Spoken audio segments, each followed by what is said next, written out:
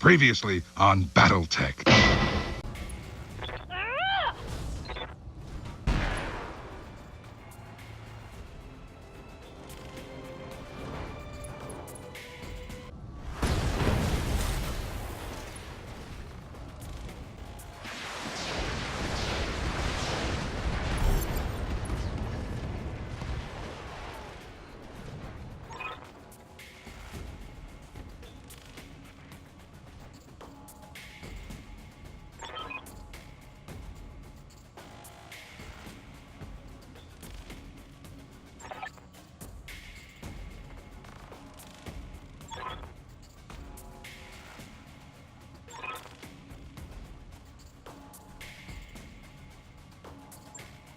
Mission successful.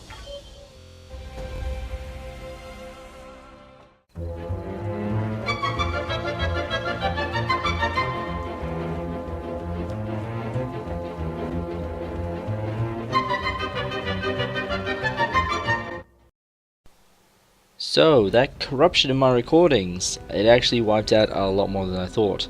So I had to jump back, which, because of the way the saves work, was pre-Waldry. Right, Commander. Which means that now we're continuing from a slightly different reality where I ambushed the mechs in their bivouac, killed the scent pilot, and then lost half of Duncan's horde due to stupidity. I thought I was moving our fully armored deck and not a shot up Duncan. Now what this does mean is I did salvage that Centurion, but my Brawler Hawk is down for repairs and I need to replace its SRM-6s.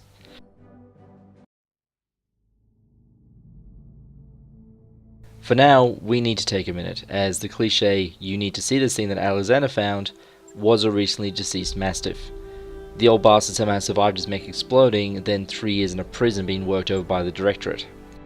The fact he was alive until recently hits Kamea hard, partially from the loss, and mostly because if she had moved faster and raided Waldry earlier, then he may have lived. This in turn convinces her to make some changes to the strategy, where to hit, who to rally, and most relevant to us, what's to be done with this newly repaired Argo. The answer? Give it to a pet mercenary, let them run riot.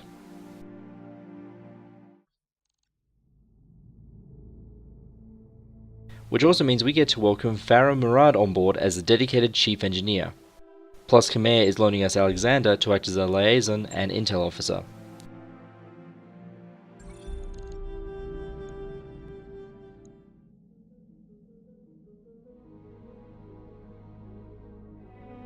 Before we get to them, it's time for some housekeeping. The new scent needs room, so it's time to say goodbye to the Spider. We're now a pure medium mercenary company.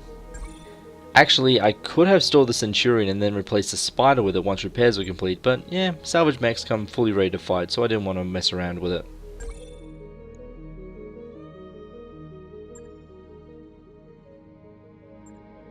Hello, Commander. The Argo may not be fully functional yet, but she's space-worthy enough for our purposes. Next, we take a look at our new ship, and we have a chat with the crew as we go. Welcome to engineering, Commander. Happy to be here. What's on your mind? This includes the Good Doctor, a free welder who spent a childhood on civilian dropships, then studied physics and mechanical engineering, which is why she got Shanghai to get the Argo online. Quite a step up from the Leopard, isn't it? I've got to hand it to Dr. Murad. This Argo is a hell of a ship. What do you need? Meanwhile, Alexander Madeira is a minor Auriga noble, a longtime friend of Kamea's, and a devout supporter against the Directorate, especially considering his own family sided with Espinosa. He'll be keeping tabs on the strategic view, while Darius continues to provide tactical intel. With Murad on board, we can have her make some upgrades to our dropship. Now the Leopard didn't have the room, but an exploratory dropship certainly does. There's several upgrades that can be made, mostly repairing the hull and power systems, bringing several sections back online like the extra mech bays, hydroponics, training rooms, automated systems. As we continue repairs, more of these options will become available, and also we'll start to have our own little custom tweaks going on. For now, I want to cut down my repair times, the most obvious solution being the second mech bay, but that requires the power conduit to be repaired. Instead, I get her working on the scaffolding. The mech bay will wait until we get some more jobs and increase our capital. 900 grand isn't exactly a small amount. Now note that just like Yang and his mech repairs, Farah will only work on one thing at a time, so prioritization is important. In my view, mech repairs come first, then cheap nice things like the lounge, and then engine repairs for faster travel time. Another thing is that some events can have more choices if you have certain things online, and some events will also appear based on what is and isn't repaired. Check out this Mechbay, Commander. Pretty great, right? With a setup like this, there's nothing I can't do. The new Mechbay is put through its paces, and I'm very satisfied. I'm having Yang replace half of the Shadowhawk, plus those SRMs, plus replacing the AC-5 with more SRMs, getting some jump jets and heat sinks added to take up the tonnage, and that's going to take about a month. Instead of a month and a half, it might have been in the Leopard. Obviously that's my lowest priority, with Yang focusing on repairing the other mediums, but that just means Argo scaffolding may be ready to assist those upgrades, cutting time further. Next, it's time to see what's on sale now the Directorate has been evicted. Now there's nothing special in terms of mech warriors, but there is a cockpit mod that will make it harder to kill a pilot. I grabbed that and I considered the others, but even though the AC-20 is a god tier weapon, I don't feel confident mounting one just yet. If I get more mechs and I feel I can spare a Centurion, or even capture a heavy that will make use of it, then I will do so. For the time being, I'm good with what I got. Now Kamea's last order was to keep on keeping on. Take more jobs, train up my pilots, hunt for salvage, and it turns out there's a few good opportunities on Worldry to do so. And since we've advanced the story, so too has the difficulty. Contracts will base their possible difficulty on a planet's rating, with some being easier than others, plus how far along in the campaign you are. So now we get 2 to 3 skulls, which could range from anything like a medium lance or even a reinforced heavy lance, which would seriously outton and outnumber us. But I'm not here to fuck spiders, I'm here to stomp people for cash. I jump forward a few days to let Yang repair 2 of my mechs and grab the less risky of the 2 jobs available. And since it's one from Kamea, I have the option to reduce my payout for more rep. Getting a faction to a high rep will let you take harder, more lucrative jobs with them, plus there are minor bonuses in that faction's stores. However, rep does slowly build as you work for a faction regardless, so it's not really necessary unless you really want to fast track making someone an ally. I also remember that I need to spend some MechWarrior XP. I give Decker a boost to his accuracy, as the only other option was recoil mitigation, only useful if you use ballistics. Glitch gets tactics to 5 for the minimum range reduction, and Duncan gets his second skill, evasive movement, with the intention of making sure that he can always get evasion even in slower mechs. As for my lance, Duncan is still in sickbay for phantom limb syndrome, so Medusa joins in a stock Centurion. Unlike last time, this one is fully armed with an AC-10 and LRMs. Everyone else takes the same as last time.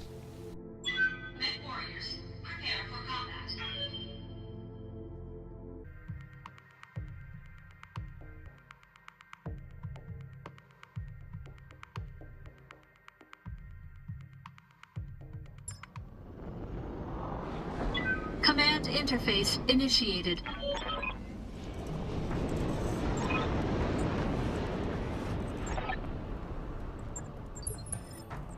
The snow reminds me of my childhood. I hated my childhood. Thanks, Medusa. Normal battle operations start. We advance down the road, get radar contact, reserve to let them move into us. Roger that.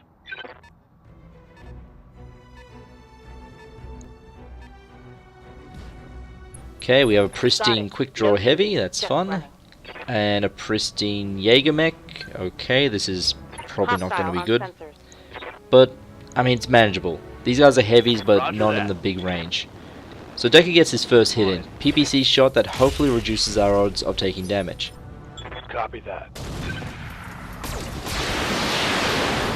Medusa and Glitch also join in, stripping off a decent amount of armor from one range. Our third mech is moving up, which I don't really ID during its jump, but it does strip a lot of armor from Medusa's gun arm. And here I made a mistake. I didn't check the enemy initiative and didn't realize that that Jaeger gets to move at the same time as my guys. So I have Behemoth Lerm all over the quick draw when...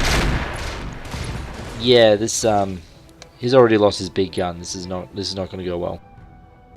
I get Medusa to go evasive, as he's actually less armored than the others due to his scent being stock.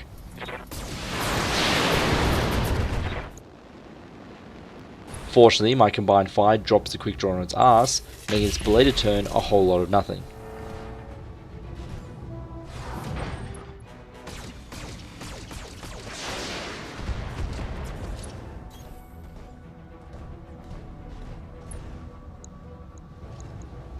Confirmed.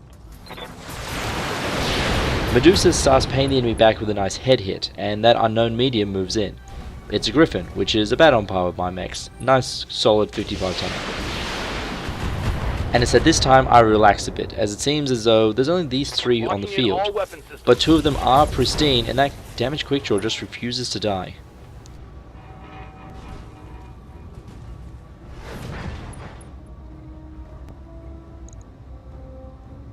Firing all weapons.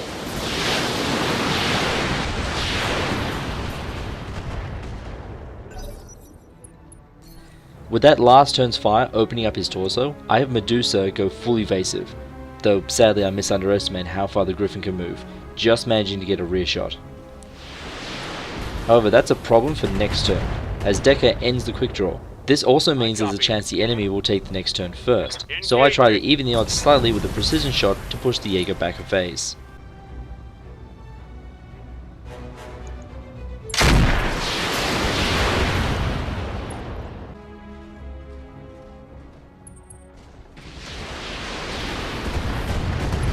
Commander. I'm counting that as a decent result. Yes, he's lost half his mech, but he's not down just yet. Same can't be said for the Jaeger, who gets opened up and destabilized, giving Medusa an opportunity for revenge. Give them everything you've got. Enemy down. Now we just have the Griffin, who can't finish off a hiding Medusa, so he does very little except camp in a lava field. Geothermal terrain is unique to the tundra areas. It causes the mech to only sink half their heat. However, this is on top of that bonus to heat sinking you get from being in the snow, so it's no big loss unless you run yourself really far into the red. Decker stomps the Griffin for a second time thanks to having just enough leg armor he can do exactly 2 DFAs and take no structure damage.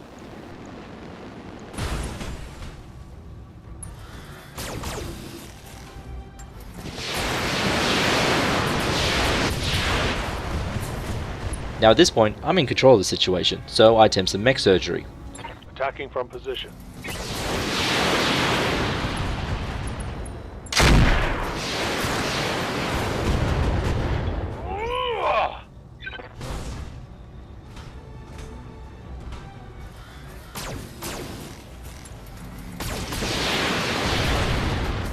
Commencing Alpha Strike.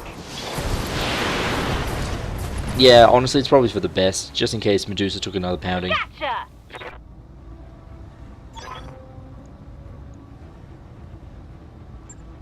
Mission successful. Not a bad result overall. I mean, the loss of the AC-10 really hurts. Also, Medusa will be joining Duncan in the Medbay to do bad McDonald Miller imitations. The scent needs to be fixed, and we get a piece of that Griffin and Jaeger, plus some odds and ends. The end of that fight signals a new month, which I use to continue overpaying everyone. In the lab, I convert the damaged Centurion into a more classic Lermturian. With a combined LRM-35, they can either annihilate a single unit or split fire as needed. It also makes heat management a little bit easier than the LRM-20 in the other set. Other than that, nothing else needs to be done, so I grab a low-risk contract at Hero Titus. Since it's unlikely to be anything massive, I take money over salvage, mostly so this can pay directly for further upgrades. Be nice to have the wiring stop sparking, or for the fire suppression system to work, or the oh dear god. Turns out a 200-year-old derelict isn't exactly up to code. A fire's broken out in the barracks, nobody's injured fortunately, but the only sure solution is to vacuum that compartment, which might cause everyone to lose their own personal items. Now Glitch has the brave trait, though naive optimism might be more accurate. I could have her take care of things herself, but there is a risk, not so much in losing a pilot, but there could be injury or morale loss. Instead, I have her use the buddy system, and she ropes in Decker to help. Thankfully it works. We take a hit to the wall to repair the damage, but everyone's feeling good, and Decker also becomes brave. Honestly, I like to think it was my Machiavelli style drinking the last of the coffee that made this happen. The Decker Glitch bonding, that is, not the fire. The Murad is right. We do need to start repairing the wiring with proper unionized standards. So as soon as the scaffold's finished, we get the power fixed. Alright, I'll get the team on it right away.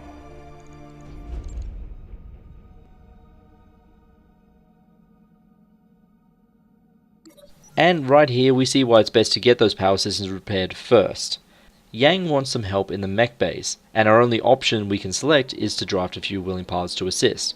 Now if I had had the power systems fixed first, not only would that fire event not have happened, but we could have activated one of the inoperative systems temporarily for a much bigger tech boost. Well, lessons learned. Once we reach Hero Titus, I make sure our pilots are skilled up once more. Behemoth gets Tactics 6 for a decent boost to cold shots, Medusa evens out his skills at level 4, and everyone else just holds onto their XP. It's starting to become that time where you need multiple missions worth of XP to gain the skills you really want. With Duncan and his ancestral mech finally ready for action, I get them on the line, and have Medusa replace Glitch for this operation. Honestly, it's also getting that time where I need an extra pilot or two, just in case of losses. But until I actually lose someone, I figure it's not urgent. Besides, the higher the MRB rep, the more high-skill pilots will be available on the market when I do decide to hire some more.